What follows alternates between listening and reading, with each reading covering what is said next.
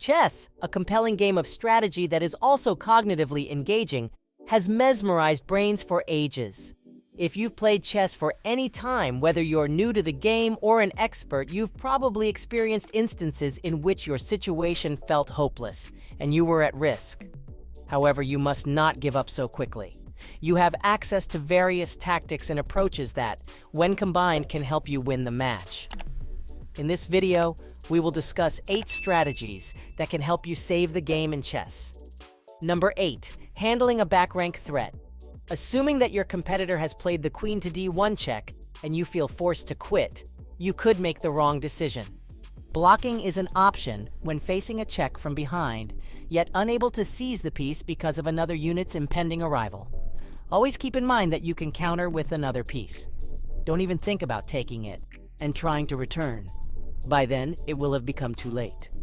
It's a typical tactic to advance one pawn to create little space for your king. Number 7. Defense strategy for pinned knight. Consider that your move poses a risk to your rival's bishop without directly attacking it, and that if they take your knight, you can capture their bishop in return. Nevertheless, the other person can choose from a few responses to your danger. They could move their bishop to an unoccupied square to escape the approaching exchange. In this instance, you need to keep the stress on. If your opponent chooses to pull back their bishop, your pinned knight will be released. Number 6. Rooks gaining tempo against the queen.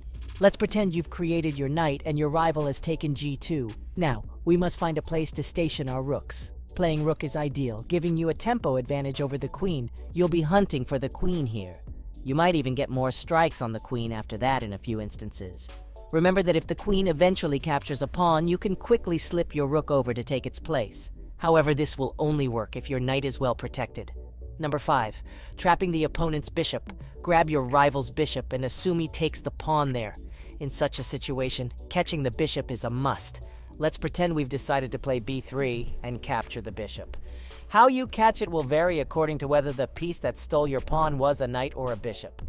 For instance, suppose we win the pawn and the other side responds with b3. Don't freak out if this appears to you. Begin driving the pawn down so your bishop can get away. Number 4. Blocking the check and defending the bishop. If your opponent makes the move queen to a 5 check, your reaction will vary depending on where your pieces currently are. The bishop is usually in danger on squares a4 or b5, and blocking the check is the first line of defense. The knight frequently gets moved from position g1 or f3 to c3 as a response.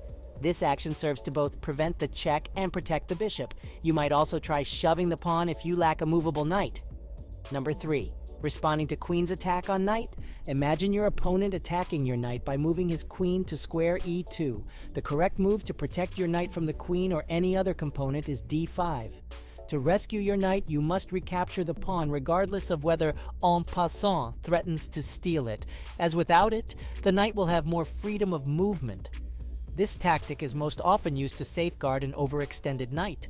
There are situations when it can also be used to preserve another pawn. Number 2. Trading a rook for 2 pieces. Let's fictitiously say that your rival executed the move knight to b4, and you missed it because you were preoccupied with another thing. You attacked the bishop with g4, but failed to see that your rival could easily capture the pawn. When situations like this arise, you should give your rook 2 pieces. If your opponent captures your rook, you can easily capture their bishop. In the unlikely scenario that a knight forks you, you should always remember to take knight to emerge victorious. Number 1. Leveraging rooks in queen conflicts. As a last thought, picture your opponents making a surprising move by checking the bishop on f7, knowing full well that this will allow him to capture your king and queen for nothing. In such a case, the bishop must be sacrificed to distract the king long enough for the queen to make the take. So remember that if the queens are uptight and your bishop is in a good position, you have an advantage. If the rook is aligned with the queen and this occurs to you, try to make the most of the situation. That's all for this video. Leave your thoughts on this moment. Also, take a minute out and subscribe to our channel. Stay tuned. See you soon.